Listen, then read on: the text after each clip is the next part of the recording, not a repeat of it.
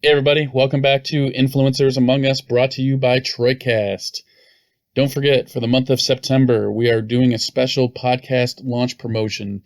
If you leave us a review on iTunes in the month of September, it will automatically enter you into a drawing for a $25 Amazon e-gift card. We will announce the winner the first week of October right here on the show, so don't forget to check that out. Also, don't forget to check us out at our homepage, troycast.com. That's the home of the blog and most of the content that we produce. You can find all there. That's troycast.com. Also, don't forget to check out our social media. We can be found on Facebook at facebook.com/TroycastPodcast. We're on Twitter. Our handle's @CarlingTroy. We're on Instagram as Troycast.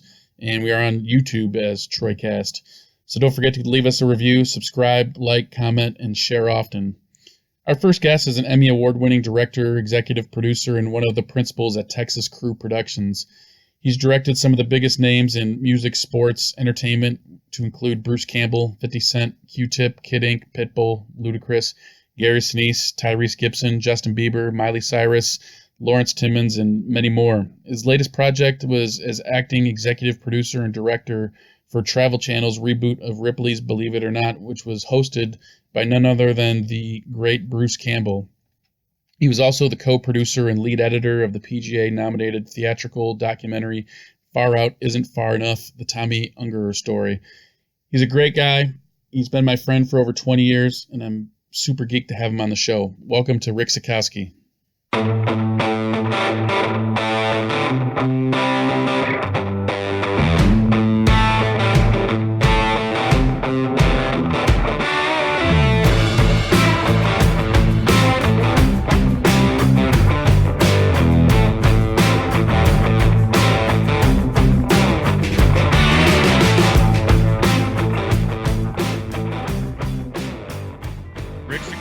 Magnificent bastard. How in the hell are you? I'm doing well, and yourself? Can't complain. What's keeping you busy right now? Other than kids, work is crazy. Which first, I want to say that it is good talking to you after all these years. I will say that. I know, man. I was trying to think about this earlier today. I think the last time I saw you, I was probably about 15 years old, and you were probably 18 or 19. Both kids back in Walled Lake. Yeah, the good old days. How do we get back there? Hey, if you figure that out, let me know. I'm working on that. What do you want to start with? Let's talk about what's the most recent project you've been working on. Well, the one that I can freely speak about, there's two. One, we just finished our first season of Ripley's Believe It or Not, and then the second one, we're on episode 2 of Strange World on the Travel Channel. Its premiere was 2 weeks ago, and we actually just got a time change, so we're now moving to Monday nights at 10 p.m. So those have been keeping me busy. Two completely different types of shows. One, obviously, with the Ripley's, it was a reboot, so we kind of had a framework to go on. And then the Strange World, it's all about conspiracy, aliens, ghosts, things that go bump in the night.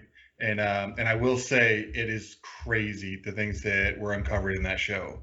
Is that a docuseries? I saw a preview for that. I think either on your social media or your company's. Is that a docuseries or is that a dramatization or? It's a docuseries.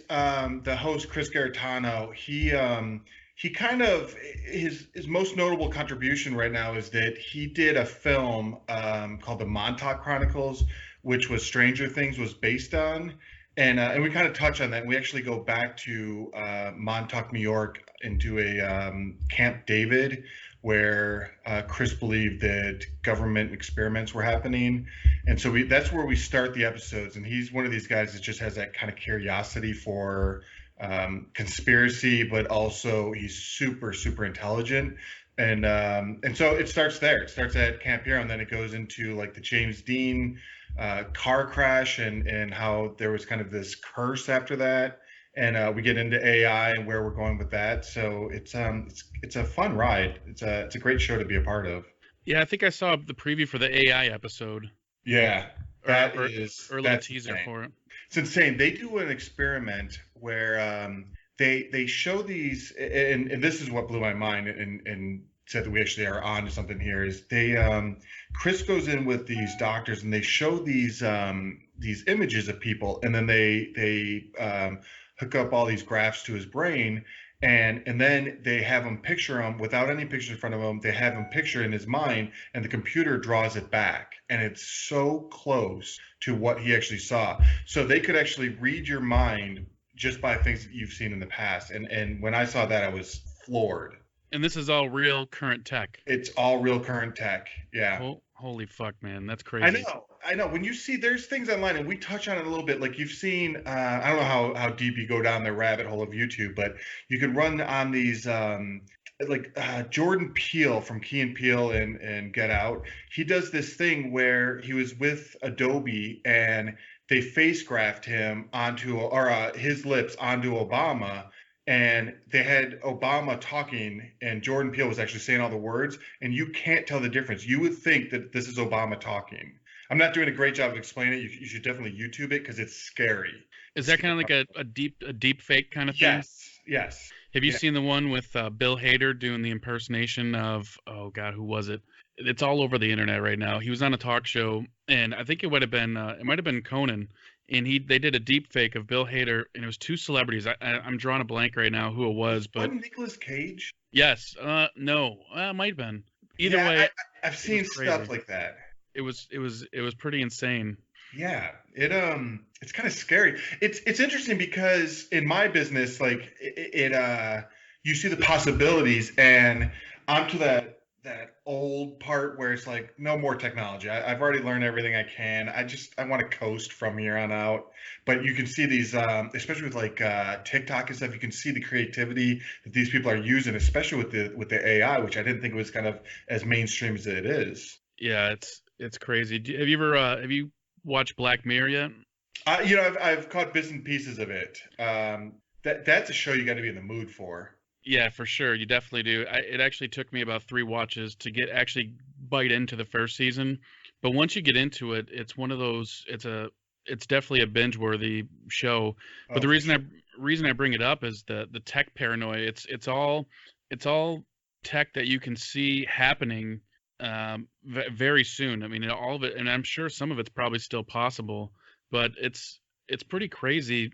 It's pretty crazy the direction everything is heading tech-wise, especially when you compare it to the tech that you and I grew up with as kids. I mean, it's a whole different world now. We're the old men now that look back and be like, I remember when. But in all honesty, like, do you remember when like Mortal Kombat came out and the graphics were just insane? Oh, yeah. I just remember thinking, like, how can you get any better than this? And I watched my kids play like Fortnite and stuff, and you could just roam anywhere you want, playing with people. And that's another thing too. And love to get your take on it since you got like 30 kids now. How the kids, how do you parent in a age where you can let anyone into your living room? Like I came downstairs one day, and we don't normally let our kids. We still have young kids, 10 and under, and we try not to let them talk to people online, but you can hear voices. You hear other people talking. And that there's nothing more fearful than when you're walking downstairs and hearing a grown man in your living room, even though he's just on a speaker. So I'm still learning how to navigate through this parenting with this kind of technology. Yeah, that's some creepy shit. I got a 15-year-old son that he games online. It's pretty situational. Mm-hmm. I do trust him quite a bit, and probably more than I probably should. But so I do let him communicate with kids online. But I definitely sat down and had a talk with him before I ever let him do any kind of online gaming where he's going to be communicating with people, because I've been playing online games since probably about 2003. Sadly, I'm a World of Warcraft player. Sure. And so I communicated with people online back in as early as 2003. So I kind of know the drill with how raunchy people get in those games. Yeah. And that's just text based. When you get on those games like Fortnite and Call of Duty, people get pretty fucking graphic with their language, and so it was definitely a milestone that he had to, I don't want to say earn, but I definitely had to make sure that I felt like he wasn't going to bring anything crazy away from it. I guess, if that makes any sense. It does, and I think that where we're at from a parenting standpoint, you can't say no. It's the technology's there. If they're not doing it with our guidance, they're going to do it somewhere else. Right. And it's interesting because you go down the even our kids go down that YouTube rabbit hole, and of course they're going to see things you don't want them seeing. Yeah. But the cat's out of the bag now. It's like how do you basically can only just teach them about it. You can't really like say no because they're going to find out. Yeah, and that's the thing I have problems with is with the phones. There's definitely tech out there that lets you keep a better handle on what your kids are taking in online. Mm-hmm. And I probably should make better use of stuff like that. And I may have I probably have an unwarranted sense of security when it comes to trusting my kids with that stuff. The biggest thing that concerns me right now, my kids are all teenagers except for the baby, of course. I got a 15-year-old and two 12-year-olds. It's the social media is what I'm really concerned about. Yeah. Because these kids, they don't get any separation from the schoolyard, so to speak. When you and I were kids, we would go to school, we would interact with our friends, and if we played sports, we would go to sports after school. Yeah. And then we would go home. And if we wanted any kind of connection beyond that, it involved a phone call, and that phone call involved one other person. But these kids are going through a really challenging time compared to us, and I'm glad you and I grew up when we did, because there's so much distractions for these kids nowadays. It is complete overload. And anyways, getting back to my original point, without that separation, the schoolyard banter, so to speak, never goes away, because these kids, they come home and they're on Snapchat, they're on Instagram, they're on Facebook, they're on Twitter, and they all have these big ass they think that we're stupid and we don't catch on to this, but they all have these big ass groups, snap groups, and conversations where they're gossiping, they're talking shit, and I'm sure, unfortunately, there's a lot of bullying that goes along with it. And I've been lucky enough, I haven't really seen that aspect of it with my kids, but as you see in the news, it is definitely a huge problem. It definitely puts an interesting spin on parenting, especially my oldest was born in 2004. Mm-hmm. And even then it's a much different world from 2004 to today. It's changing so fast, and it's hard to keep up, and it's hard to adapt parenting style to adjust to this environment that these kids are growing up in. It's just so crazy how different it is from us. It's interesting. I'm going to bring this back to my career, because what you said about the bullying stuff, it's, we obviously playing basketball and stuff, we just talk shit to everyone, so you kind of just either put up or shut up, and there's always someone better than you. So you get used to hearing shit talking. And so I've always taken in my career, I've taken the athletic mentality of like competition, you play like you practice like you play, and all that kind of mentality into what we do. And then we release the product, let's say like a Ripley's or something, and then it's left for the public to comment on. And when I first started, there wasn't a forum where people would go and tell you about it. Now with like Twitter and Facebook and stuff, I'm watching instant feedback on our shows, and the amount of shit talking that goes on, and it's like I want to answer him and be like, you don't know what it took to get there. You can't do that, man. You can't. You absolutely cannot. 100% can't. You will drive yourself insane if you try to keep up with that shit. For sure. But I'll tell you this. We could go through, and I'll tell you a side story in a second here about it, is we could go through and have, out of 100 positive reviews and then have one bad one. The bad one is what you focus on. It's so interesting. Like you kind of just dismiss the good comments, and you go right for the why are you saying it? Why are you talking shit? And I just remember in basketball, it was kind of the same thing. It's like when someone would talk trash, that's the person you go after. You design the plays for them. And so it's an interesting thing, because we grew up with, like you're saying, like we had thick skin. We were out there, and our group was basketball group, and you knew you had each other's back and stuff.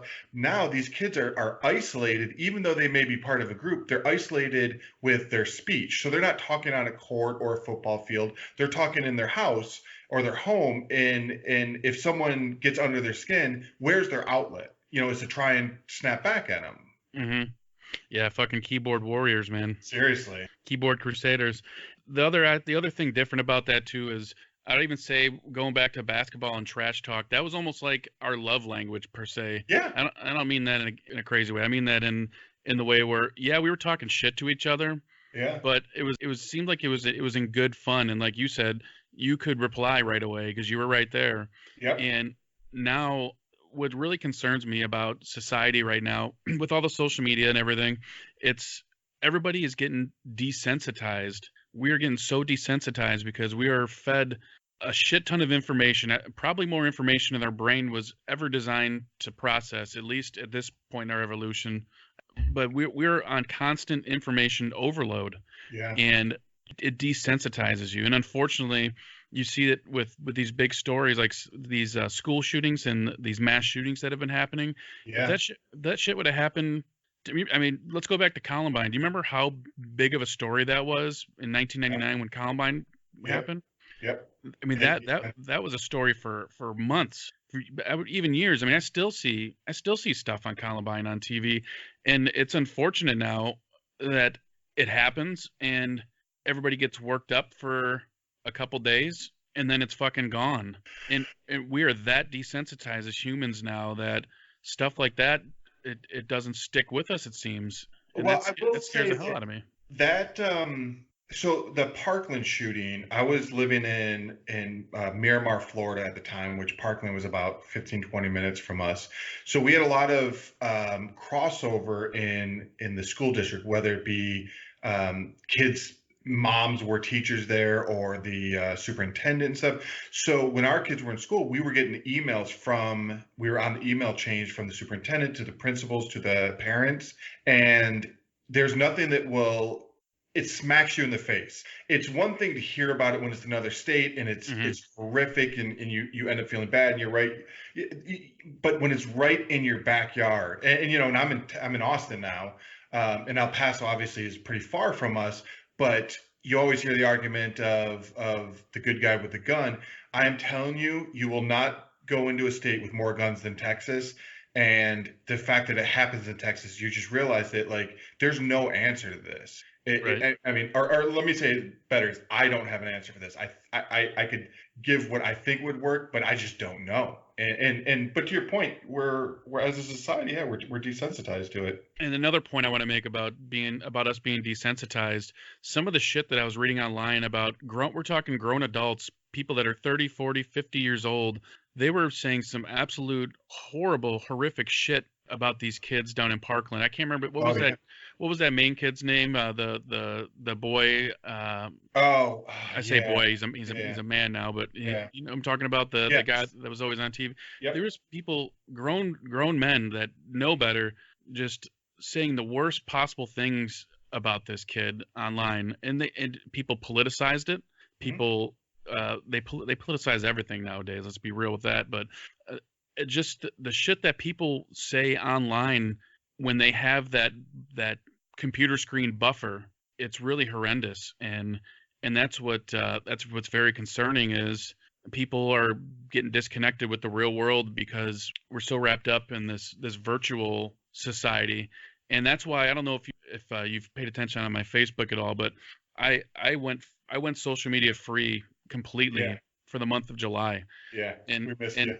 And it was great. I loved it. It wasn't like this enlightening moment like I was hoping for. I was hoping like what I would say is life changing to where like I was like, oh yeah, fuck yeah, I don't want social media anymore. I don't want anything to do with it. It wasn't like that, but it was still nice to have that separation from that type of world. You know what's interesting, and what was a couple things. I mean, there's a lot to unpack there because well, just going back to your point about the people online. I want to put a pin in a couple things that you said there, but one of them is that the people who were going after that Parkland kid, God, I wish I knew his name because he's the voice of his generation in my mind. But you know, have you seen The Great Hack? I think it's called The Great Hack on Netflix. I don't think I have. I don't know if I've even heard of that one. It's unbelievable and it will terrify you. It's basically the analytic group that was in trouble for Facebook. What is that? I'm drawing a blank on the name. I didn't know we were going to go here. I would have researched it. It's the big analytic firm that was under under a lot of investigation after the Facebook thing came out. But it's basically about the whistleblower there and how much Russia actually played a part in everything, not just our political election, but how they go for gun control, how you can split people up. So when I read stuff like that, I don't even think it's real people, because I don't want to live in a world where I'm thinking that a 55-year-old's going after an 18-year-old whose friends just got shot. Like I'd rather just go, no, it's Russia. Now, it's probably naive to think that, but man, can you imagine if we were 18 years old and some guy coming into our school and being like, here's why you're stupid? And it's like, come on, man. Yeah, David Hogg, by the way, that's the kid's name. Yes. Yeah, I totally agree with you on that. It's and these fucking idiots that, like, they're going over every word that he says in every interview that he does. It's like, the dude's 18, loses friends, goes through a school shooting, and is trying to do something good out of it. Maybe you agree with what he's trying to do or not, but how many 18-year-olds are out there? We talk about the millennials, being lazy and stuff, and this guy's out there doing it, and people just want to tear him down. Right. Yeah, totally, man. It's very disheartening. And the girl, the same deal with the girl that was down in Parkland. I can't remember her name either. I feel so bad, but it was the same deal. Like, they were making fun of her physical appearance. They were grown adults bullying her. But what you say about Russia, though, that's some scary stuff too, because I've read a lot of stuff on Russia and how they have essentially these farms. They have I've read stories about how they have these buildings just full of people online, and that's their whole job is to comment on our social media and basically troll and divide us. Well, it's interesting because you said you took off. You said you took off a full month. Yeah, I went from July 4th to August 4th. And what was the reasoning for that? I remember reading a news story online, and I remember scrolling down. I think I was reading it on Facebook, and I remember scrolling into the comments section and seeing something extremely ignorant being said. And I scrolled down to respond and basically try to make my point and argue with the guy. And I stopped myself and I said, you know what, Tim, what is this going to do for your life? What is this adding to your life? You're not going to change this guy's mind. Right. This guy's an idiot. He's clearly irrational. And anything you say here is not going to be productive for anybody. It's not even going to be productive for yourself. And go ahead. Well, let me just jump in there. Like, I'm trying to formulate this thought because I agree with you, but then the only voices that are out there are the stupid people.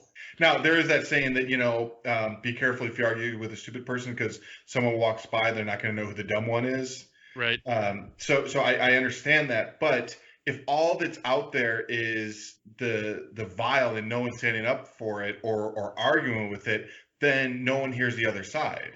But to the other side, Rick, we're the vile ones. Oh, I get it. And it's a no-win situation.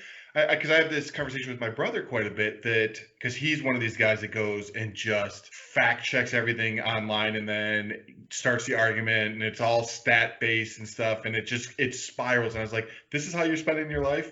And he's like, the thing that you're arguing is not against the person, it's someone who's reading, so that if they're on the fence, they can at least have the information there. And I thought that's semi-noble, but if we can't focus on like the fact that I don't remember the names of the Parkland people means that I'm not going to remember that conversation that he had online. Like, my attention span is so short now that people are making such snap judgments that you're probably right for taking that month off. It was very good on one aspect of it.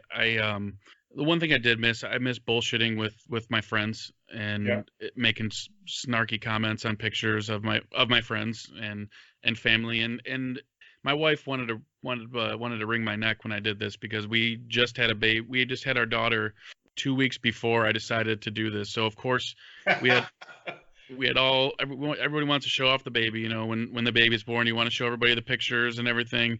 And I go and I bailed from social media for a month, right? 2 weeks later, she was pissed. But it was a very positive, good experience.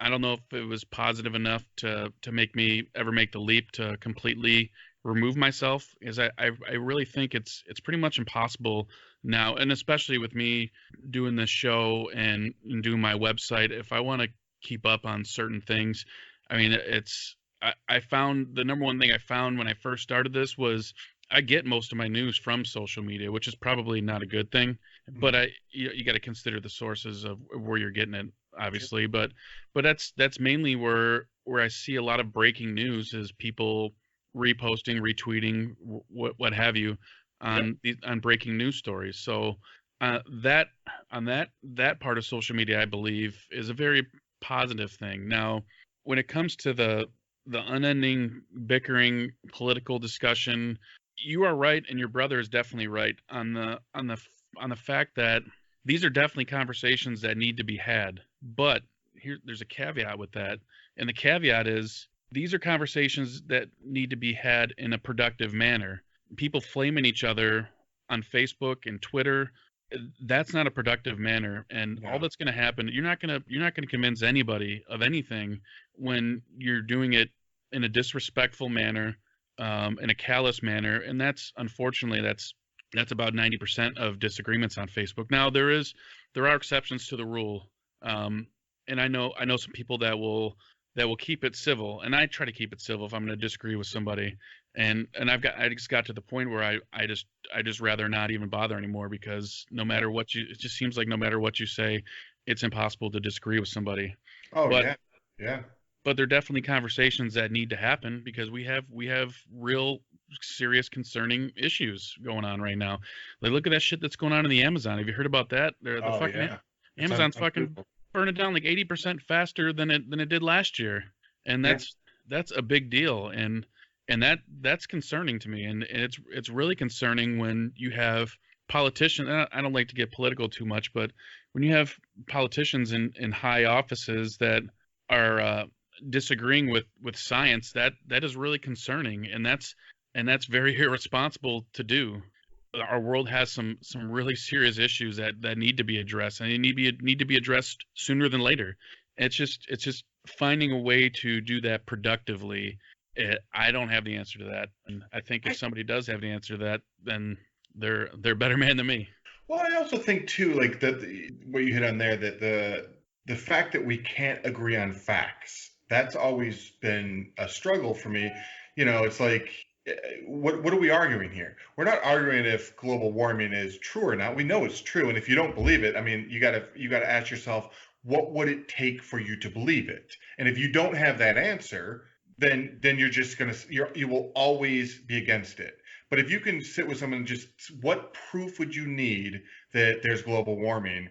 And if they can't come up with that answer, like, because the scientists will give you the answer. The answers are out there. It's just you just don't want to hear it. And if you don't want to hear it, you got to ask why. Why are you so against this? And what I suspect is I always come back to the American dream. I think most Americans, they don't want, like, they're comfortable with the 1% getting wealthier because they think that they'll become wealthy at some point in their life. And whether it be through hard work, lottery, whatever it is, I think most Americans think they're going to become rich and famous. And so when they get there, they don't want their fortune, this imaginary fortune, to be affected. That the only thing that I can make sense of my mind is that, because a lot of the things that are happening today affect the middle class. And so you're voting against your best interest. And why would that be? And I think it's because of this hope of the American dream. Oh yeah, for sure. Money is the most powerful of powerfuls, Rick. It is. It's interesting. When you wrote, when you wrote, like, what we'd be talking about, one of them was motivation, and there is a thing with Facebook that blurs motivation. I say Facebook because that's what I'm on, because I'm old. I guess all the kids are on Instagram these days. But there is a motivation to appear bigger than what you are, or having more fun than what you are, or having a nicer house, car, whatever it is, than what you actually have. And I fell victim to that. I use my social media a lot for work. I put a lot of some of the celebrities we work with, or the shows we're doing or promoting and stuff. And there's a part of me that's like, am I being that person? Like, because who really cares who I'm working with? or am I doing it because I want my friends to know it and stuff? And so that always crosses my mind, because I've come to that too, of like, where let me make sure that this is the right photo to put up there, and then if it's not, I'll retake it, or make it look perfect. And I can imagine, these kids today where image is everything, as when we were high school, like image and being better than everyone is important when you're in high school. I don't think that that's a taboo thing to say. I think when we were in high school, it's like you wanted to be popular, you wanted to be liked, you wanted to be the star of the basketball team, football team, whatever it was. And I think that carries over into adulthood. Yeah, for sure. And my wife calls it, she calls it Facebook fake book, because all you see all you see is exactly what everybody wants you to see. Now, That's right. with in your case, it's a little bit different, because it's all part of your job. You are, when you post pictures of you with some of the people that you've worked with, that's basically marketing for your company. That's a lot different than me going to the casino and running into Allen Iverson and taking a picture with him at the blackjack table and acting like we're friends and posting it. Yeah. Yes, but I'm trying to break that down, because like my wife calls me out on it sometimes about it. Like, am I posting it for the right reasons? Meaning that I could post, let's just take Ripley's, for example. I could post about Ripley's, just show clips of the show or show the commercials or whatever. I don't need to insert myself into that. Now, there is a ego thing that I have, and I suspect that most people have this, where they want you to, like, I want people to know that I'm the one who directed this or executive produced it. I like, and my business partners, they want their, my business partner Chip Reeves he does the 30 for 30s for us. And he's one of these guys where, like, he just knows everyone. So he's not like me, where I'll position myself just right for these photos. He's just in the mix with these people, so he just takes the photo and whatever happens. And so I obviously question. I'm like, am I posting this for the right reasons? I don't think it's you're just proud. You're proud of your work. I don't think there's anything unusual or wrong about that. It's no different than somebody restoring a car and posting about it. That's a solid point, and I will say that there is a aspect of being proud that, because, like, look, I still get starstruck. Like, since we grew up in the same neighborhood, it's one of those things where you don't think that you can go out there and get a job in entertainment. Being from Michigan, and I spoke to Bruce Campbell about this. He grew up right by us. He bounced around a bit, but he was in Royal Oak for a while, so that's one of the things that we really connected on in the beginning, was that when you're in Michigan, your mentality is you're going to work in the car industry. That's just Right. what you're going to do.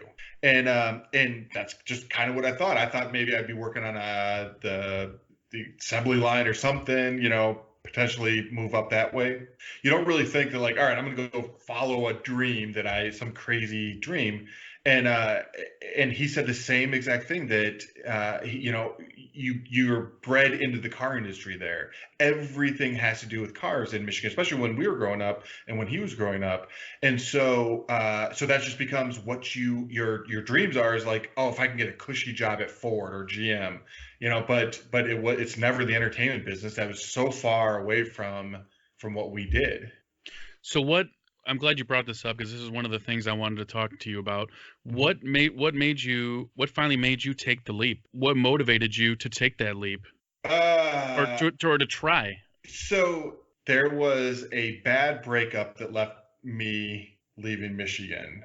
And I just decided, I was kind of like not in the right frame of mind, just decided I'm going to go try film school. And I didn't apply to film schools. The person I was with got all the information, and I applied to this unbelievably small film school in Miami. And when the breakup happened, I decided I'd just get on a plane and go. I think it was like a month after I was in Miami. Never been to Miami. Didn't see pictures of the school or anything, and realized that I probably made a mistake by doing that. But it's kind of the ends justify the means. So everything that worked out was because I went to this really small film school in Miami.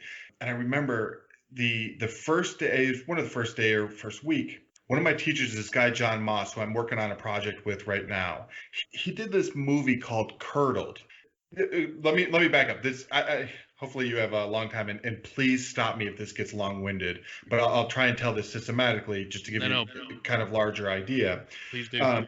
So keep in mind, the biggest celebrity I've ever seen in my life at that point was probably like Isaiah Thomas, and he was on the basketball court. So I had no interactions, never really met celebrities or anything like that. So I go to Miami, and keep in mind this film school's not even on the map. And I have this teacher, John Moss. John Moss does in 90, either 4 or 5, I think it was, did this movie called Curdled. Curdled was executive produced by Quentin Tarantino. Now, this is right after Pulp Fiction came out. And so when the first day he shows the film, and he shows the kind of behind the scenes with Tarantino, and for someone from Michigan who just knows someone who knew Quentin Tarantino, was life changing. I just remember after class, I just went and talked to him. I was just throwing questions at him. How'd you meet him? What happened? How did this happen? And it's interesting, if you ever get a chance to see that movie, you'll see the main woman in there, Gabrielle, I can't remember her name, but she's in Pulp Fiction. She's actually the taxi cab driver that's driving Bruce Willis away after he throws the boxing match. Esmeralda. And, yes. So that character is the girl from Curdled. No so kidding. Esmeralda, Tarantino took that character and put it in there. Some of the other things John Moss helped with, like the theory is in John's mind that the whole movie of Curdled is cleaning up crime scenes. That this woman was so fascinated by murders and stuff, she wanted to get a job cleaning them up. And Tarantino then in his next movie puts her in it, and then also puts a cleaner in there called the Wolf. Now John may be making a leap that was his character, but I do believe John, because he's such a creative guy. But anyway, so when he started talking and showing Curl, I was just like, oh my God, this is the best decision I ever made, because I was around people, and I was in a film school that it was in a private film school, and the teachers who were teaching there wanted to teach there because they can get equipment, which meant I'm with people who are doing it, as opposed to some of the teachers at some of these other film schools, they'll do a project here and there, but realistically their main job is teaching. And so just talk about hands-on. I was on first year in school. And by the way, it was a total fake it till you make it situation where I told everyone, like, yeah, I know everything about computers. I didn't know shit about computers. You remember our good friend Eric, right? Yep. On the basketball team. So I remember calling him on the daily, being like, hey, what does this mean when someone says this? And so he would give me the cheat sheets to go in and pretend like I knew computers. So I kind of got known as the guy that can handle computers. And I was a brown noser, you kind of learn that from basketball. Nothing wrong there. Yeah, exactly. And I remember that there was a music video being shot. It was Jay-Z's Big Pimpin'. Big Pimpin' was being shot in Miami. And I didn't really know who Jay-Z was at the time. So I went and worked on that music video, and it opened my eyes to like the world of film, of just being like how things are run, how professional people are, how unprofessional people are. The whole thing is and it's to this day, I talk to some of the people who are really high up at companies, and I'm speaking of this one woman and I don't want to give her position and say who she is, because I don't want her getting called out on this, but she is a super high up at a company, and she always would tell me, she's like, I'm afraid of being found out. And that, to me, it was like, oh my God, no one knows what they're doing.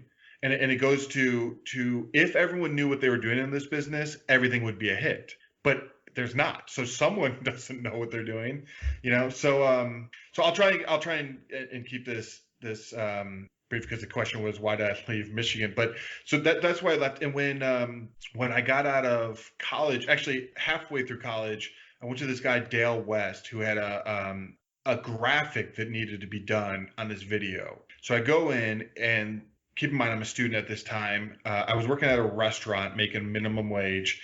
The guy's like, can you do this graphic? And I'm like, yeah, absolutely. It's really simple. He's like, how long is it going to take? It's like, I don't know, maybe an hour, maybe two at the most.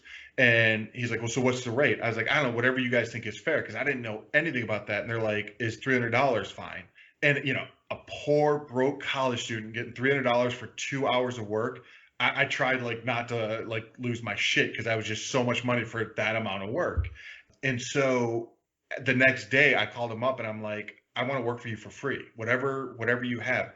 And then Dale became a father to me. Like he taught me everything about the business, the ins and outs. And the best thing that he taught me was how to keep your ethics. And that's something that, like, if you, Tim, being from Michigan, you have a certain set of ethics. And if you go into the entertainment business, you're going to survive strictly because you have the ethic. And it's one of those things that no one wants to be lied to, and it happens so often, and it's never good, And so when you have that kind of small town mentality of like, look, you do right by people, that goes a long way in the entertainment business. And then, throw a little bit of talent, not saying I have any, but if you throw a little bit of talent in there, you can make a pretty successful career. So what was your first stop after film school? Well, yeah, I mean, I worked for Dale for a while, and I started off as an editor. And the first show that I worked on was a show on Discovery Channel called After Midnight. And I worked with this executive producer, Rob Feldman, who was the greatest influence on how to tell a story. And he'll tell you how it is. And he went on to just do great things. He's actually in there's a great documentary called Exporting Raymond. Have you ever heard that? I've heard it. I don't think I've seen it. Yeah, so it's about taking, the show Everyone Loves Raymond. Right. It's taking that to Russia and Poland and all these other countries and trying to make that type of comedy, exactly that, Everyone Loves Raymond, making it work for all these other countries. And so Rob's actually in it for a couple seconds because I think he was a head of Sony VP International. So I'm going to get that wrong. I don't totally know what he was, but he was pretty high up there, and he's in it. So that's when I watched that documentary, I was like, pause it there, and of course it was Rob. So that was my first gig. Was I would work midnights on this show called After Midnight, and I started as this assistant editor, and quickly I was there just longer than everyone, just because everyone else has been in the business, and when you're in the business, you want to go home and see your family. But I didn't have a family. I was right out of college, so I would just stay there day and night and try and learn as much as I could from everyone there. And then moved quickly up to, right after that show, I became the lead editor on a show called VICAP, Violent Criminal Apprehension Program for Discovery. And then from there, just decided that editing was always my way into directing. And it was because I saw a documentary in college that said, every director needs to know how to edit, but not every editor needs to know how to direct. So I took it as, all right, if I can learn the art of editing, then it'll make the transition into directing that much easier. The problem is when you get labeled as an editor, it's hard to make that transition because you're making money, you're getting job after job as an editor. It's hard to just say, all right, I'm going to stop that and move into directing. And to this day, I still edit and still do graphics and stuff like that, just because that's how, fundamentally, it's where I had my start. So I'm also a control freak, so I have to put my touch on it at the end. Okay, so explain to me how involved in the process you are when you're directing. Yeah. Does a director essentially the general manager of a project? Yes. So there's a lot of different types of directors, and it's a great question because I didn't know. I always say the biggest myth of the film industry is the behind the scenes. You never get a true representation when you're watching those behind the scenes. You never get a true representation of what a film set is really like. There's chaos at times, there's stress, there's deadlines, there's people who are paying the money that are saying, like, why are you doing it like this? So you never see that in the behind the scenes. So when I first started directing, there was a whole thing about being precious with every single shot. And when you're precious with every single shot, you tend to miss the deadline. You know, it's like, all right, I cinematically want this. And by the way, you'll see that a lot when directors have final cut. And what that means is they put their final vision on screen. And a lot of the times the studios won't give the director's final cut because they'll say like, well, here's what I was going for in this scene. They become really attached to the scene, and it may not make as much sense in their head as an executive who says, I just need to make my money back. You know, so they'll keep the final cut. And you'll see people like Francis Ford Coppola, who used to have final cut and then doesn't now. Spielberg obviously owns his own company, so he'll always have final cut. Tarantino has final cut, but then there's only a handful of other directors that have final cut. So at the end of the day, you're not seeing the director's true vision on screen. That's why you'll see they'll have a director's cut later, and this is what they meant. So from some of the projects I've worked on, let's just we'll work backwards and say Ripley's. So Ripley's was I think we shot for 6 days at the Ripley's warehouse with Bruce. So we shot 6 days, and then we did another 6 days of voiceover. And I remember the first couple takes, I would say like, hey, can you do it like this or whatever? And he obviously has something in his head how he wants it, and I have it in my head how I want it. And you always kind of hopefully meet in that middle ground. And I was like, all right, we need to amp up this, or hey, can you really punch this word or something along those lines? And he said to me, he's like, if it's not on the paper, I can't say it. And it took me, I think it was like the third take of the second setup where it hit me what he meant, because he ad-libbed a line and where he just kind of made something up, and it was so Bruce Campbell. And where I stopped and I turned to my writing partner or a business partner, Brad, and said, we have to harness this. And so what we did before every day was we had Bruce rewrite with us and talk about dream come true. Actually, I'll send you a picture later of us rewriting this stuff. You will never see a happier human being than me doing that. Just because, like, you know, I'm rewriting a script with my business partner Brad, who is a phenomenal writer, and Bruce Campbell, who is just, everything he says is funny. Seeing his mind work. And so like to give you a reference, there was it was something along the lines like there was this guy putting all these bees on his face. And we said the line was something along the lines of like, and there was an army of bees on his face. So I went up to him and like, hey, would you mind saying there's an army of darkness, or that's an army of darkness, or something along those lines? And he's like, I'll say it, but it's kind of cheesy. So he says it, and then we let the camera roll, and then he turns and goes, and I didn't write that. And everyone started laughing at it because it's Bruce Campbell. Like he's letting you know it's a cheesy line, and the only reason that line made it in there, because it is such a cheesy line, was the way he sold I didn't write that, and we kept it in there. And every like there's a section where a guy's rebuilding cars, and when he rewrote it and related it back to growing up in the Motor City, that was just a voice that we couldn't capture. We couldn't capture the Bruce Campbell voice. During the voiceover section, this was before we shot in the studio. When we were talking, I was like, look, here's the thing, like, all you have to do is be you. Like, you're Bruce fucking Campbell. That's all you have to be. And he's like, well, that means a lot of different things to a lot of people. And I didn't totally understand what that meant until we were on the set, because he's Ash from Evil Dead to some people. He's Axe from Burn Notice to other people. He's like who you saw on Ripley's, and that's kind of how we're now putting him in that. There's the next Bruce chapter in Ripley, so he's that. He's who he is in real life, which is completely different than what he is on screen. Equally as charming, and so long story the way you get to you, directing styles, you kind of have to go with the different project. So with that, I went in with something in my mind, but after seeing the way that Bruce works, it was a completely it was a game time decision to switch the mentality. Now, there's other things where, and let me tell you a quick story too.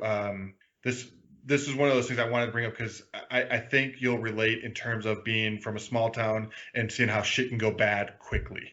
I did this shoot with 50 Cent, and I was directing the shoot, so it's all on my shoulders. Everything a director does in a shoot like this was, where do you put the cameras? How do we want to intro the scene? What are we trying to say with every shot?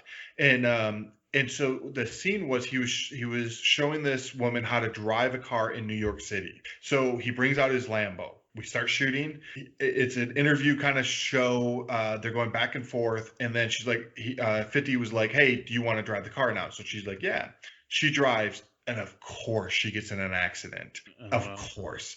And my heart just sank because like this is our company. Like who pays for this? Like insurance wise, whose trouble is this? Did I set up the shot wrong? Did we actually were we the ones that had a camera in the wrong place and could be distracted and stuff?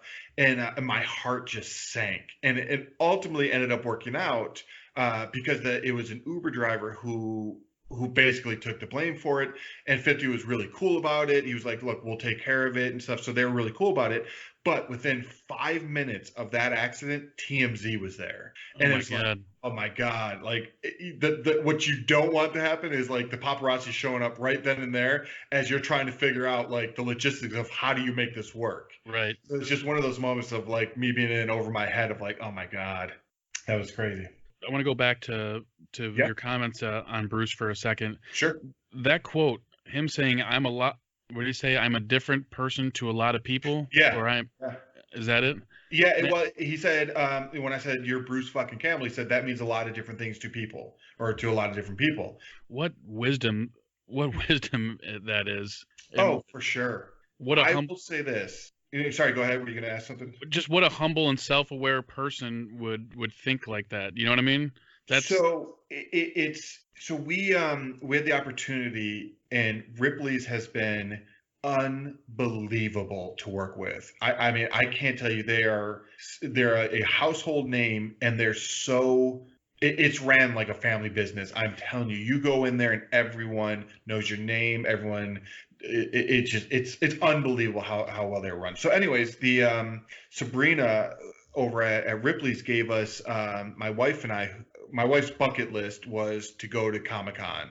So Ripley's hooked us up with these kind of all access passes, and they were hosting the Ripley's Believe It or Not panel. Bruce was going to host the panel, and they were going to bring some of the people from the show on there. So Sabrina hooked us up with backstage passes, and so we were backstage, and it was just like unbelievable, like having all access to Comic-Con and being there for he did signings and everything. And my wife and I are binging on Burn Notice right now. So this is her first time getting to interact with Bruce, and Bruce is just a gentleman and all this. So when we were backstage in the green room, and it was something straight out of Entourage. And again, I'm only saying this because I can't believe I'm here, So we were on this balcony in San Diego, sun shining. We're taking pictures with Bruce, which I put up on my social media, and we're taking pictures and stuff. And in walks the cast of the Snowpiercer for the new TV show that's coming out. So Jennifer Connelly's there, the dude from Stranger Things is there, like all these actors and stuff. And I'm just like, where am I? This is insanity. So after I got all starstruck, we went to the panel, and talk about knowing your audience. Bruce, and you can watch this online if you want to see Bruce at his best. I think I've seen at this panel, he is unbelievable on how he can take questions, turn them, diffuse situations, bring up situations. It was like, that is a true professional. And the last thing I'll say about that is that he's an old school actor. He's like old school Hollywood. So he's got a story to tell. So in between cuts, he's just telling stories. He has the whole crew laughing. So it was like, it was a stressful situation because we had so much to do in 6 days, but he diffused it by his humor and professionalism. And to this day, best experience I've ever had. That had to be nuts because Bruce Campbell has a cult following. He's got a very, very unique niche in the industry. Yeah. And Comic-Con is definitely probably a lot of his fans' element. So I imagine that's like the utopia for a Bruce Campbell fan at Comic-Con, seeing him live there. I'm insanely jealous. I'm a closet nerd. Not so much of a closet nerd, but I've been wanting to go to San Diego for years, and eventually it's on the bucket list. I'm gonna make my way over there. But man, what an experience that had to have been. It was unbelievable. And the fact that like the whole reason I went was basically for my wife, and and so to see her, she kept turning to me. She's like, you're more excited than I am. And it was true, because everywhere you went it was nostalgia. Like, I'm a massive Back to the Future fan, so they'll have like Back to the Future on every booth, and everywhere you turn is just stuff that was kind of reminds me of growing up. And I always say that I'm not a geek because I'm not into like the whole Marvel universe and comic books and stuff. But when I was there, I spent way more money than my wife, and so I guess that means I'm a nerd. You can blow some serious cash fast at those places. My God. It's all about pacing. Have you been to the one that they have here locally in Novi? No. They have one. They have a really good one. It's Motor City Comic Con. Quick shout out to them. They put on a really excellent show here. Do you remember it's not the Novi Expo Center anymore, but that's what it used to be called back in our day. I think it's the Suburban Collection show place now. But they get a really good lineup of creators, actors, artists, and what have you. And then along with that, you have all the booths with all the merchandise, comic books, costumes, all that good stuff. And I actually discovered this whole world on accident. I was living in Kansas City probably about 10 years ago, looking for something to do on a weekend, and I saw that the Kansas City Comic-Con was going on, and my son was free because I think he was below 6 at the time or something like that. And I said, hey, let's go to Comic-Con this weekend. And of course he was geeked. I showed him some pictures online, and we went, and it is such a fun place to go and just people watch. I don't get into the costume, the cosplay, whatever have you, but just I could go all day and just sit down on a bench and just look at all the costumes and some of the detail and time and effort that people put into these costumes is pretty amazing. And it's a whole different subculture that I think a lot of people don't know about. I think people are starting to know about it a little bit more, because I think it's becoming a little bit more mainstream to be a geek nowadays. Yeah, that's for sure. But what a cool experience that you got to do that. Yeah, it was unbelievable.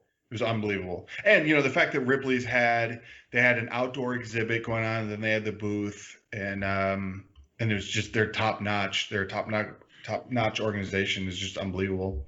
Ripley's has a lot of history. I was doing some research before we did this interview just to kind of educate myself a little bit, and I didn't realize I read the story about the original Ripley show and how it ended and everything. I had no idea that this show went so far back, and Ripley itself went so far back. What a cool little nugget of history that the show has. Yeah, it really is. And so a couple things. One is they just celebrated their 100-year anniversary from when Robert Ripley started the comics, and it was throughout history, like it's always kind of been there, whether it be in book form, in the newspaper cartoons, or even television or pop culture with their auditoriums, what they call them. So it's always kind of been around. And obviously, I knew the Dean Cain version. Most people older than us would know the Jack Palance version. So when we got the green light to work with Ripley's, it was one of those things where you go back in time, and we just to do our research, we wanted to see all these old episodes. You can get lost. It was like the kind of original YouTube, where it's like you want to see something strange, you want to see something inspiring, you want to see something sad. It was all packed into those episodes, and it was cool just to be even a small part of that history. Now, was Bruce involved before you got involved, or did your company pitch Bruce to get him involved? So we pitched a lot of people. We were involved first, and how it happened. So when I was in Miami, I met my business partner Brad. He was from New York, and we did this music project. And he came down from New York, and we loved working together so much that he ended up. And this guy has had a massive career. He was the head writer for Behind the Music. He traveled all over. It was just a phenomenal career. And so when he decided that he was going to stay in Miami, we were going to start up a company together, I couldn't have asked for a better fit. So we did this film, and I think it was 2012. And it was Brad's idea, and it was on this French artist called Tomi Ungerer. If you haven't seen it, I'll send you a link. It's on Apple and Amazon, all those things. And it's about this French artist who came to the United States, and I believe it was the 70s, and did all these kind of anti-Vietnam posters.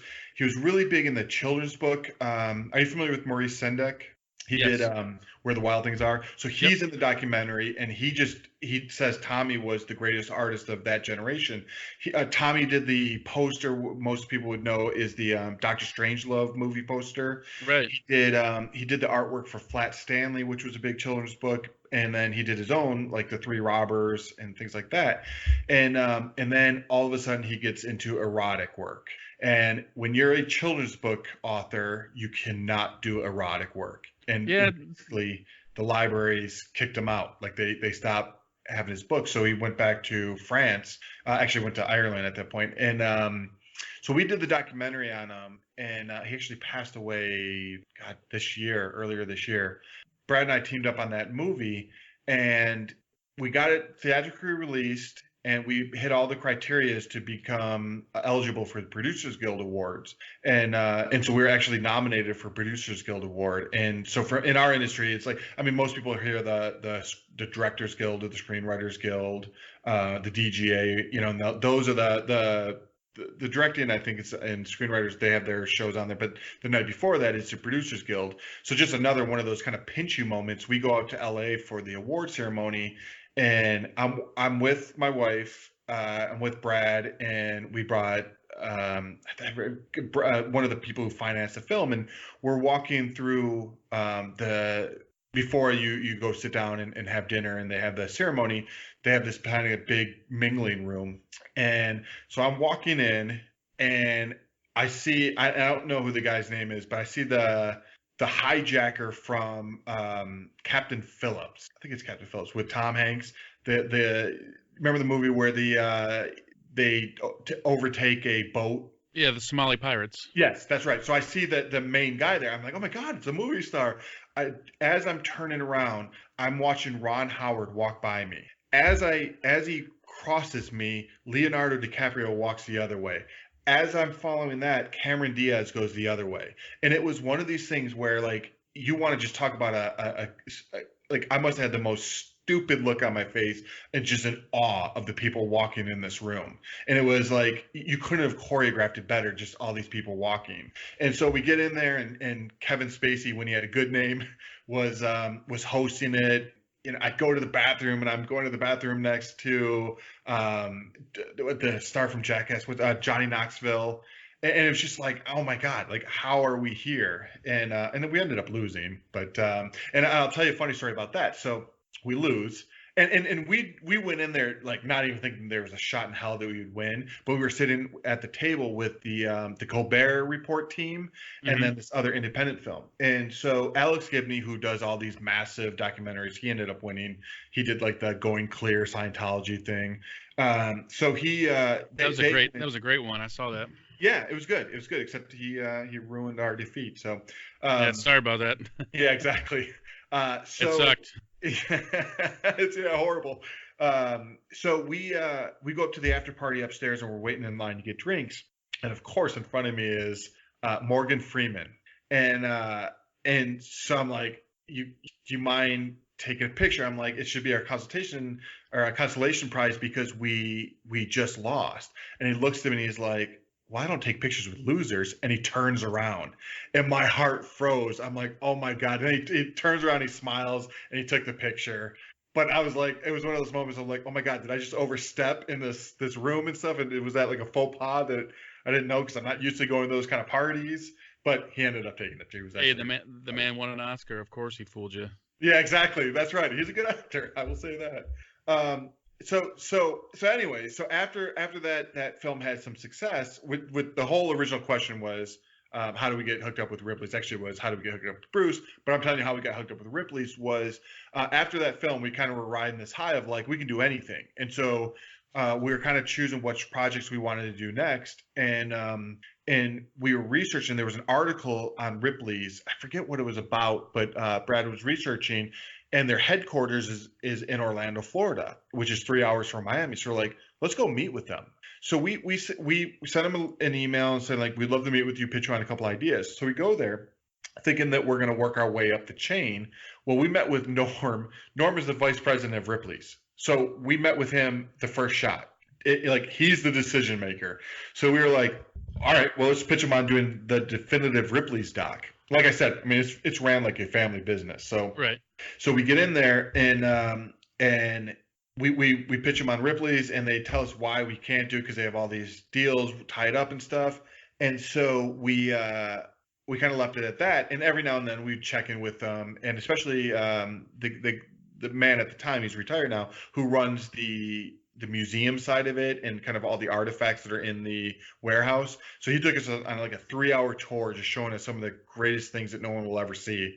And so cut to Brad and I sold our company to this company in Texas where we're now partners with, called Texas Crew Productions.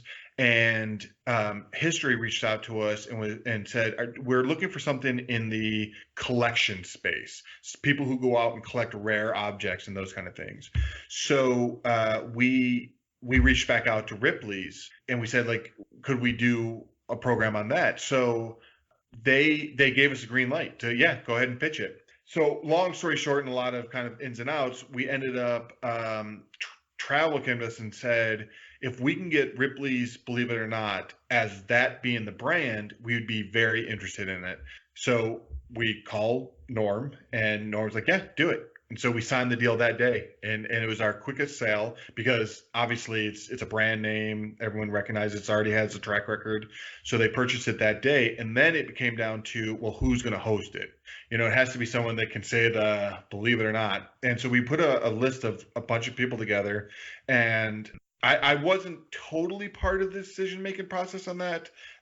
We kind of all sent the list around to everyone in the office, and it kept getting whittled down, and so we all kind of had equal voting rights. And I kept pushing Bruce because Michigan. I'm like, if we can push that.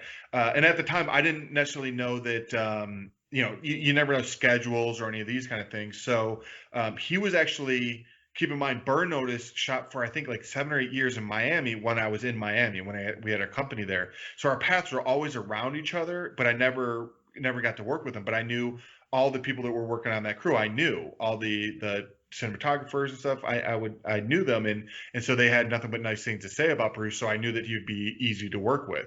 So I just kept like trying to push Bruce, but we all kind of had an equal say. And then it just came down to I think we sent maybe 5 names over to the network, and the network finally decided on one. And in terms of fitting the Ripley's Believe It or Not brand and bringing in his audience who would like those kind of odd things, you know, because he's kind of has that niche, it just seemed like a perfect fit at that point. That's what I was gonna say. He seems like he's the perfect fit for that. He has that niche audience. He has that clever witty humor about him. Yeah. And the shows that I've watched, he nails it. He does such a good job. You know, it's one of those things too, like that he made the editing process hard on the show because every line that he said, we had to keep to time, you know, which is the season 1, we had so much content, you know, that we were like, each show that we did, we'd always deliver like 20-30 minutes over, and we had to cut down. And ultimately what ends up happening, because you want to give the weight of the story the proper amount of time, and so I think what ended up happening is we cut Bruce down to the bare minimum. And I think looking back on it and knowing what we have in that kind of hit the editing floor, I think the mistake that we made was probably not having enough Bruce right now. So we're looking maybe season 2 expanding that. You know, God bless, or knock on wood, if there is a season 2. But I think that Bruce's role would be expanded. When would you find out if season 2's picked up? Hopefully in the next couple of months here. I always hope that it would be next couple of weeks. You know, putting I was hoping that we would know by Comic-Con so that we can announce it at the panel at Comic-Con. But, you know, you got to go through the ratings. You got to go through, they have cost analysis and those kind of things. It did really well for travel. So we're hoping that they bring us back. Awesome, man. I'm going to switch gears on you for one second. Talk to me about President Obama. Yeah. So that came to us. So this is that's what spawned the kind of merger between my first company with Brad was Corner of the Cave, and then the merger happened with Texas Crew based on that documentary. the CEO of our company, David Carabinas, got the nod to do the kind of last, here's our exit interview of a president. And so we did a couple projects with Texas Crew at that time. We did the history of Alcatraz, or Escape from Alcatraz. And so we rolled it right into doing the next one. Now, the problem was we were here in Texas doing all these documentaries, and our company back, our employees back in Miami were running the company. And so there was like a big hole that was left there. So when we kind of had forced them to make a decision that, like, if we're going to do this, we all need to come in as partners, and you got to bring some of our employees over and that kind of stuff. So to get to the point was, Texas Crew at the time, David got the project, hired our company, Corner of the Cave, to produce, direct, edit, and all those kind of things. So this is where it gets a little bit sticky in terms of trying not to talk politically, because I'll give you some of the behind the scenes on it. We were scheduled to have 2 sit-downs with Obama. The first one, I'm going to get the dates wrong on this, but it was pretty early on, let's say July, or maybe even earlier. At this point, Donald Trump was no way going to win. There's just no way. So all the questions, how this was going to be, was we were going to get the first interview with them. Keep in mind, we only had 1 hour with them for each interview. So you're trying to take a 4-year presidency and combine it into essentially 2 hours. So the first hour interview is going to be up to all these topics, and the second interview would end with the topic of him talking about the presidency, because we are going to shoot it in December. So at that point, we would know who won the election. So during the whole time, we're like, well, look, we know Hillary's going to win. Why don't we just interview him now? Because we were up against a January deadline. So to have an interview, the second massive interview with the subject of the documentary, push up against this January deadline, could change a lot of different things. So ultimately, I'll cut to the story, and then I'll kind of backtrack and tell you the process and some of the kind of cool things that happened. But cut to the end, when we sitting there, everyone is stunned that Donald Trump won. Everyone, Obama included. And he says this line that I'll never forget, and it's in the documentary, and it says, what we did in this presidency, we being the how many things that he pushed forward, whether you agree with it or not, things you can go back and look at, like the financial records, where we were when he started to where he ended. That you can't argue with that. You may not like the way he got there or whatever, but you can't argue with it. So he said this line about, look, Hillary's going to push it, let's say 30% more from where I am. Donald Trump's only going to take it down 25% from where we are. Now, cut to today, where he gutted everything that they've done except for Obamacare. It was just one of those things where I've never seen someone be so wrong about what a president could do. And I'm not saying that he didn't know or anything. I think that what he thought was, there's no president that would come in here and just take a wrecking ball to things. Right. And just because it's just never been done. Mm-hmm. And so that sticks with me to this day, to actually hear those words come out of his mouth and on the project that we did. And then, cut to today, where we have to see how we got to this place where we are.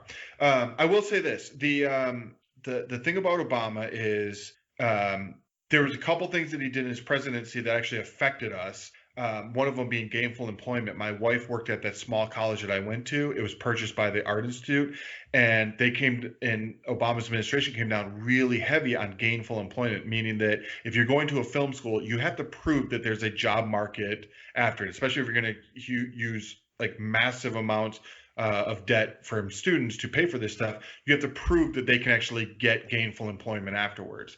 Now, I always look at it as like, that's on you. Like, it's up to you to go get a job. The school's right. not there to get your job. I am proof that school worked. So I can only use my experience, and it affected it because my wife's a lot of her friends were either fired or let go, the school downsized stuff. And it was one of those things that actually affected us. And I saw the quality of education go down because of that. Now, that being said, he also did a tremendous amount. And so a lot of this stuff, I would just sit and watch these interviews, because again, I think we had a 2-hour time slot on him, and you have to tell the actual story. So we had a bunch of other interviews. So we cut Obama down quite a bit. So I would just listen to his the Raw interview, and say what you want about him, the guy knows how to talk. He is charismatic and he can captivate an audience. And it's one of those things where, like, there's not many interviews where I can sit there and listen to the whole thing and not want to stop it. And his interview was like that. And another just kind of side note, because we touched on it earlier, and so remember what happened in his presidency was Sandy Hook. And so, of course, we have to bring that up. And he starts crying in our interview. I mean, not bawling like he did when he gave his speech afterwards, but he's wiping tears out of his eyes. And I remember being in the edit room, and we had to lock the door because we were crying so much. I can't tell you the things that he said that didn't make it, and some of the things that other people said, I never even thought about. Never even thought about what the crime scene looked like. You just hear dead kids and you just kind of think, like they're gone, but you don't think of the actual crime scene. So when he was talking about it, like we spent like 4 or 5 days on the Sandy Hook section, and it just it wrecked me. It wrecked me, especially when you have kids and you start thinking about those kind of things. It floored everyone, and it's one of those things where at that point we kind of knew, like, we have to do justice to this moment, and that in my mind the whole 2 hours became about that moment, because policy is one thing, and you can argue yes or no. What you can't argue with is, should kids be killed in school? And the answer is no. And it was one of those things that it really kind of made me. I'm not an overly political guy. My wife would say I'm overly political, but I keep up to date. But I try and see both sides of the story. I just, after this documentary, I couldn't see the other side of the gun debate. After that, I couldn't see how, when kids are dead in school, that we can't get some type of agreements, like universal background checks or something. Yeah, and we've kind of come full circle in our conversation about that, because one of the big things that really ticked me off, going back to the internet reaction, reading about the people that are claiming actors in that it was a big government production. Yeah. Alex Jones, what the fuck, man? That was completely. It was just awful and unreal that people will believe anything they read. It's, what's shocking to me is, so coming from Miami, my wife's Cuban, she's Cuban Italian, and the culture there, and then coming to a culture like Austin. Austin is so liberal. It is unbelievably liberal. Now, you take one step outside of Austin, and it's very much conservative. And it's weird because I get along so well with the conservatives here, and it's one of those things where, like, we're not as divided as the news will have you think, because I have 4 or 5 neighbors that I have over on the weekends all the time who are super conservative, and I love them to death. So I can't imagine that even though I'm a liberal, that we can't sit and have conversations like the news would have you think. Now, that being said, why I even brought this up is that Alex Jones is in Austin. Like, I have no idea how he can live in Austin with it being as liberal as it is, and his views. Like, you would think that guy would go crazy just being around all these liberals. Yeah, no kidding. He lives in Austin, you said? Yeah. Oh, wow, I didn't know that. InfoWars is broadcasted out of Austin. Wow. Yeah. So let me ask you this: Did not to lighten it up a little bit, but did you get a chance to ball with the president? No, sir. I heard that cat can ball. You're hearing that from a bunch of yes men. I've seen video. It's on YouTube, Rick. Yeah, you've seen the video they allow you to see. I've seen him draining threes over the Secret Service of the backyard of the White House. Hey, buddy, I've seen you drain threes. Doesn't mean you can do it. That's the truth.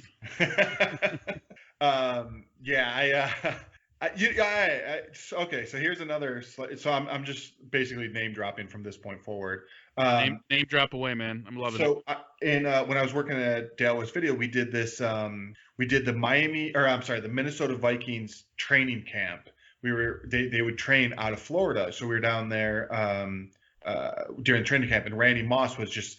This was during the crew lunch. He was just shooting a basketball. So of course I mosey over and start shooting with him, and he's like, "You want to play up to 3?" So I'm like, yeah, and the dude dunked on me 3 straight times. Not even a sweat drop out of it. Like, just with ease took me to school. Well, a lot of people don't know is Randy Moss was the Mr. Basketball of West Virginia, and his high school teammate was White Chocolate, Jason Williams. You remember him? Yep. And on that same Miami basketball boy. team, Randy Moss is the one that won Mr. Basketball, or whatever the West Virginia equivalent is. I don't know if it's called Mr. Basketball, but yeah, I heard that. I heard he made a serious thought of trying to go into the NBA at one point. Well, I learned that should be nowhere near the NBA. Isn't that something? I mean, he was just, and this is after doing like the 2-a-days or something, like, and I will tell you this, like, seeing an NFL player during training camp, this guy was just light years ahead of everyone, like in terms of work ethic and skill.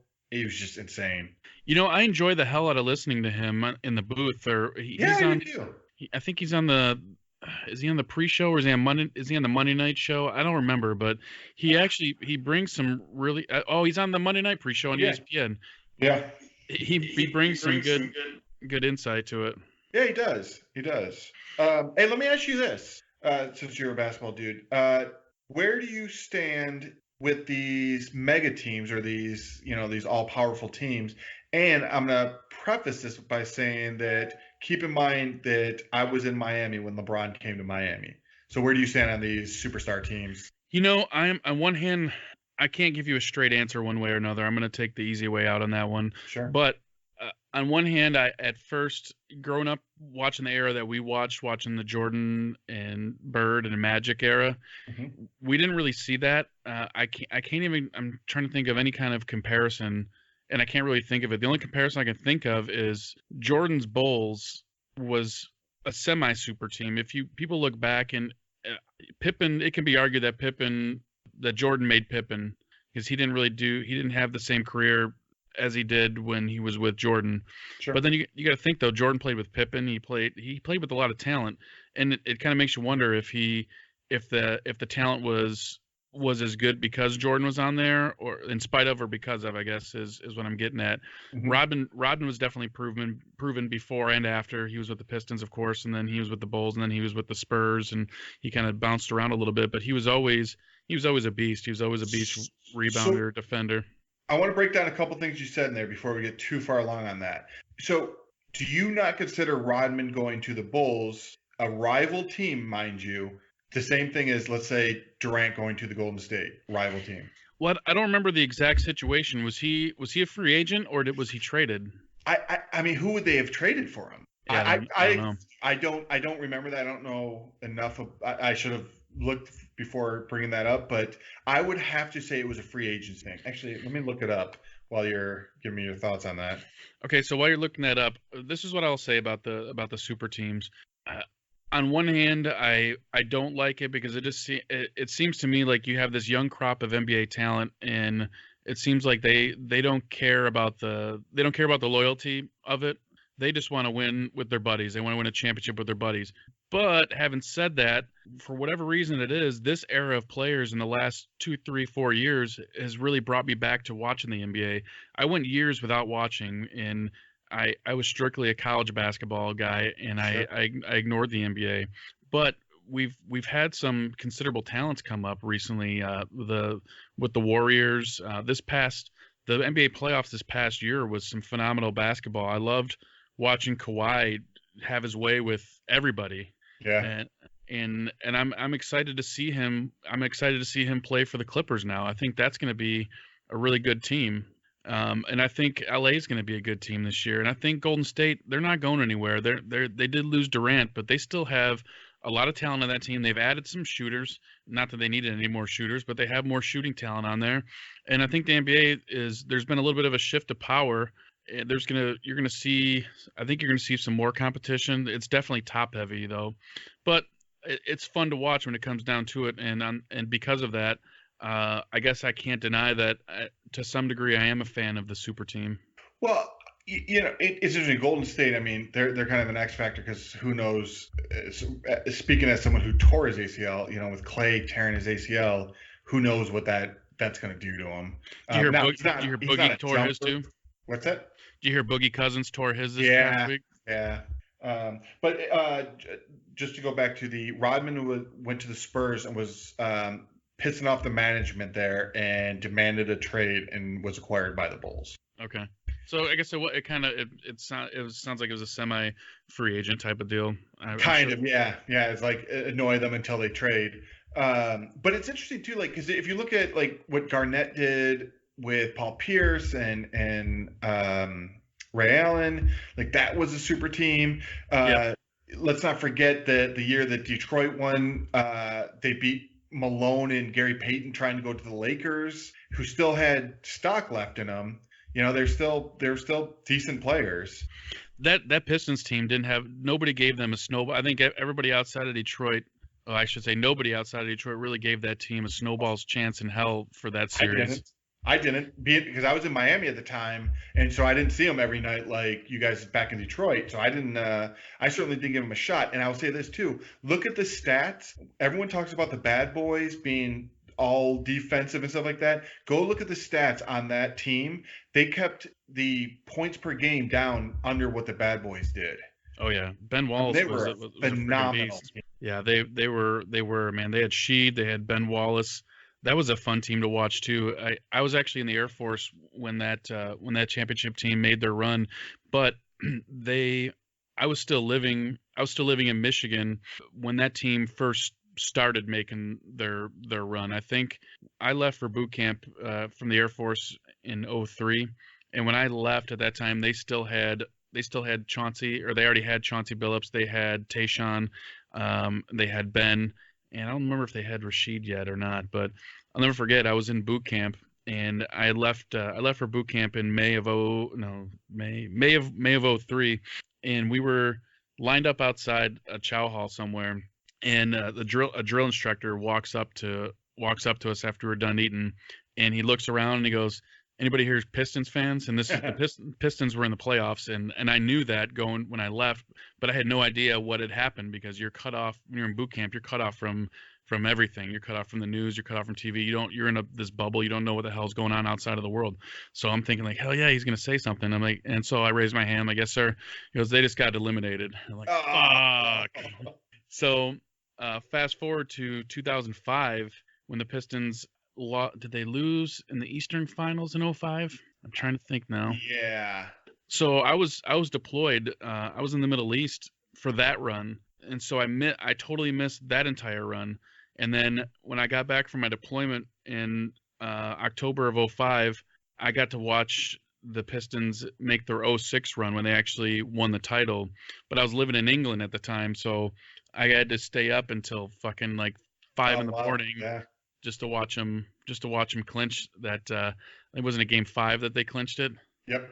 My mom and stepdad were actually at that game, by the way. Oh wow. That's kind of a funny story. My stepdad's he was a contractor, or he worked for some big contracting company, and one of their distributors gave him tickets to game 5 before the series started, thinking like having no clue that everybody thought that the Pistons were going to lose. So whoever gave him the tickets thought it was a safe bet to give him game 5 tickets to the series. Well, little did they know, it ended up being the game that they clinched it at home. Yeah. That's awesome. The best basketball story I have as of late is the last one I should say is LeBron coming to Miami. That day was unbelievable. I get why everyone's mad at him for taking my talents to South Beach and all that stuff, but I just remember the day because there was no word that he was coming to Miami, none. And then there was all these rumblings on ESPN like there's a shot that Miami gets him, and then it just starts unfolding more and more through the day. And I was driving by the arena. The arena's downtown, and they had it on the big screen outside the stadium, and then when they announced it, you couldn't hear yourself think. Everyone was just going crazy. What a cool experience! The Miami Thrice. What a blockbuster deal that was. It was amazing, and I don't think I've ever seen any better basketball, just in terms of team play, than Wade throwing lobs to LeBron, Ray Allen just shooting lights out. It was just magical couple runs. And the shitty thing is, so they then lose to San Antonio. I then move to Austin, so my team now is San Antonio, and we lose Kawhi the year I get here. San Antonio's had some good teams too. I love Popovich. In my mind, he's definitely a top 5 coach of all time, if not top 2, top 3. I mean, I'm gonna put him up. You know, 'cause it's hard because you can't. I'll never see Red Auerbach. Like, I'll never go back and watch his games, so I won't know him as a coach. Really, I'll know his record. But so I'll reserve the right that he probably was an amazing coach. But I don't think there's a better coach than Pop. I mean, he takes people who shouldn't be as talented as they are and elevates them. Yeah, and he's under that gruff exterior that he exudes. He's also a decent person, which kind of shines through that. Do you remember when Craig Sayer passed away? Yes, yeah. So he was actually pretty close with my that Dale guy that I kept telling you. So all my NBA experiences, Dale would bring me on. Like, I sat on the floor during the Heat Knicks battles in the playoffs and stuff, and Craig Sayer, Dale was his cameraman. So I know when he passed away, it hit Dale pretty hard. Yeah, what an experience that was, by the way. But so I don't know if you've seen this video, but there's a video online you can look up where Craig was getting some pretty heavy treatment, and he was man, that guy worked his ass off till pretty much the day he died. But this particular game, his son filled in for him and did it was either pregame or halftime interview with Pop. And Pop got teared up about his dad, and he basically told Sager's son, he's like, we're all pulling for your dad, we're hoping the best for him. And it was just a complete 180 from the normal Pop that you see on TV. Yeah. He can be such a dick to the press sometimes. Yeah. And to see that softer side of him, and to see that, behind all that, he really is a softie to some degree. Yeah. And I think I would love to have a coach like that up in Detroit. Yeah, Larry Brown was when he won, he was considered an amazing coach at that time. The problem was he didn't do anything after it. Right. He did not follow up very well. He had a good run though, and you know what? He was coaching, and he may still be coaching. I think last time I checked, he was coaching like Southern Methodist hoops, I think. Yeah, something like that. I might be wrong, but yeah, he had his day in the sun, and we were lucky enough to have him in Detroit when he finally got his title. Yeah. He had some good teams with Iverson in Philly before he came to Detroit. Yeah. That was a good era to watch too. Iverson, and I remember watching the Sixers and Lakers, and you could probably relate to this. I remember watching, I think it was the finals. I don't remember what year it was, but I was in a bar in Windsor, Ontario, watching the finals of all places, right? And it was Allen Iverson, and the Lakers brought out Tyronn Lue, who's now coaching, of course. Yep. But Tyronn Lue comes off the bench and is lit up the Sixers that night. Were you a Iverson fan? Yeah, that's a tough one. Yeah, I was a fan of the skill. I'm not a big fan of the person. Yeah. But yeah.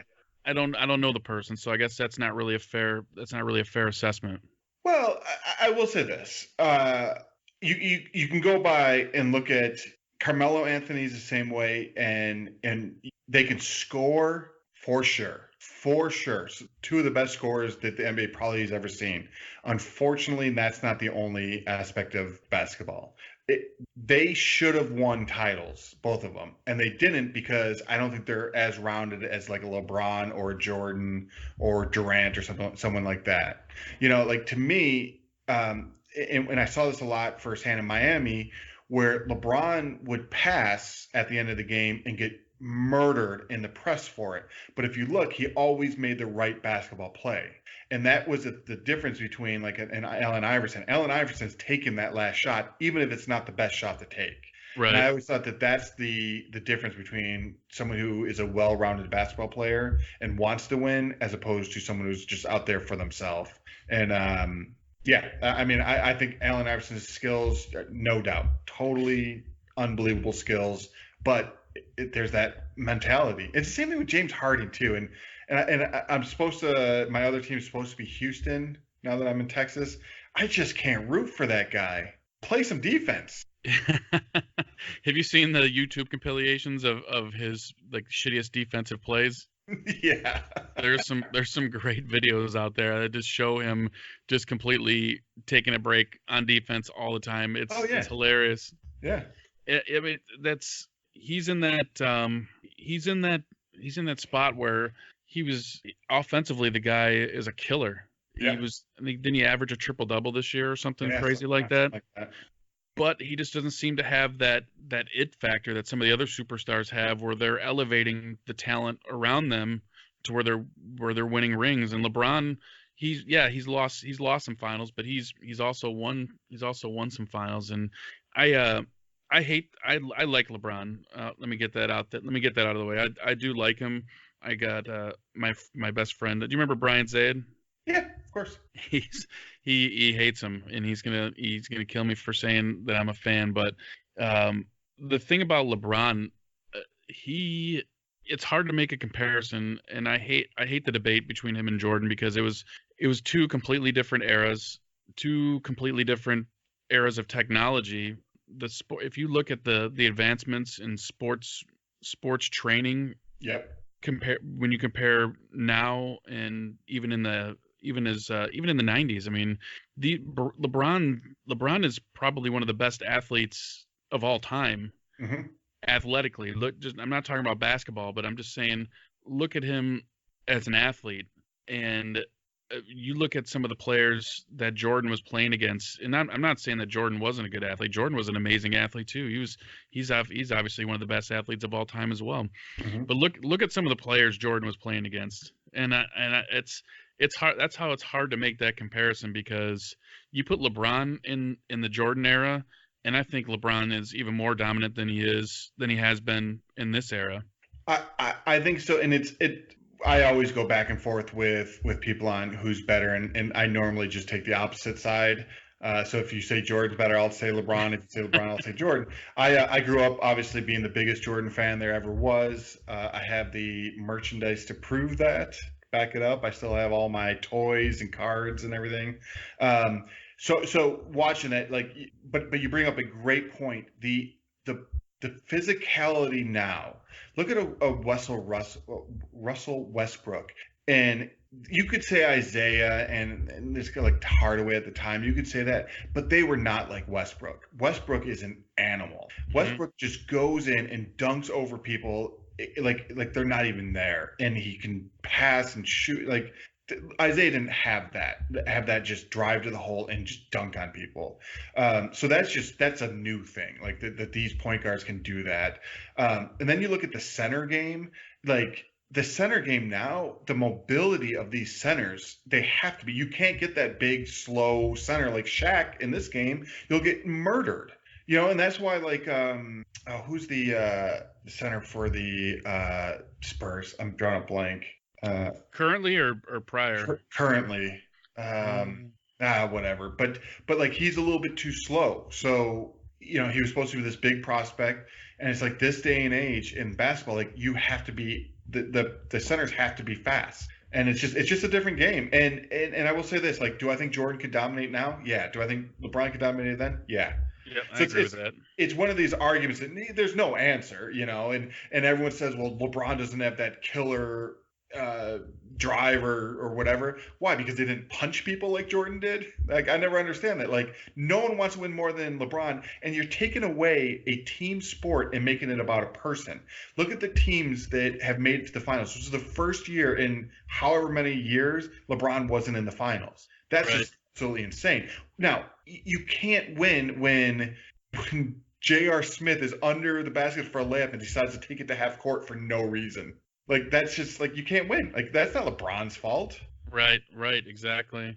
Another thing about the physicality of these players nowadays, like Kevin Durant, the dude is 6'9", and he moves like he moves like a 6'2" point guard. Yeah. He does not move like a man that is 6 feet 9 inches tall. Show me one person in Jordan's era that did that. Right, especially that size. Like, you can't guard that. He could post and shoot and run as a point guard. The only person I could compare that to is Magic. Magic, I think, was around 6'8", 6'9", but Yes. Magic obviously is he's one of the goats too. So He's one of the best of all time, but he was also super slow. So the thing is like take away the weapons that he has, and you could focus everything on him.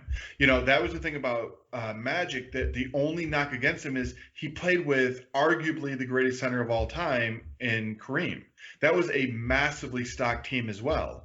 Oh yeah, James Worthy, always an all-star. It was just Byron Scott was great, and AC Green. AC Green was good. Kurt Rambis not so much, but he played. James Worthy. Yeah, phenomenal. So the thing is, like Magic just wasn't fast. He was just a wizard with the basketball, but he wasn't like dribbling, even like Durant is now. And look at Steph Curry. Steph Curry could just shoot from wherever he is. Doesn't matter. Doesn't matter if he's running full speed. Like that game didn't exist back then. Well, that's another thing that's, now that you bring up Steph Curry, that's another thing that's changed in this era of basketball is how dominant and important the three ball has become recently. I mean, these guys are shattering 3-point records. It's a completely different style of basketball, and the college game is starting to get like that too. A lot of the teams are relying heavily on the three. Did you see that report on the Houston Rockets, how their GM used analytics to change the way they do their plays? They did if you haven't seen this, you should see, it's amazing. They don't shoot mid-range jumpers. And it wasn't until I read this report that I noticed that. And it was because their analytics showed that they're only going to win if they shoot three-pointers and under the basket. So everything's designed around those two plays. No shit. Yeah, it was crazy. And you'll see, like, they do the floor plan of how many shots there are mid-range and stuff. They do not shoot mid-range jumpers. See, that's another thing that's changed about the game, and it's changed in all professional sports, is the importance of analytics themselves. Like, look at that movie with Brad Pitt, Moneyball. Yeah, Moneyball, yeah. You're bringing in math and analytics into it. It's a whole different science it's still, I mean, it's been around for a while, but it's still relatively new in the grand scheme of things, and that definitely separates the eras from when we were kids until now. Oh, for sure. Rick, man, I could go on for hours, buddy. I could go on for hours, but I gotta wrap this up. Yeah, absolutely. Everybody listening, make sure you check out Ripley's Believe It or Not on the Travel Channel. And Rick, what was the new show that you guys are releasing? Sure. So we have the one that's on currently is Strange World. It's Monday nights at 10 p.m., 9 Central. All right. Is there anything else you wanted to? No, but we have a new show that's coming out in probably around December. I'll have to hit you back up to help promote that. Okay. All right, man. Well, we covered a lot today. I'm really happy with it, and thank you very much for coming on. Awesome, man. Thank you very much. All right, everybody. That's all we got for today. Thanks for stopping by, and thanks for listening. Extra special thanks to Rick Cikowski. Rick, thank you very much for taking the time out to chat with us today. I really appreciate it. Everybody, don't forget, we have our September podcast launch promotion. Leave us a review on iTunes, and that will enter you into a drawing for that $25 Amazon e-gift card. And that's all I got for today. So until next time, keep on loving each other.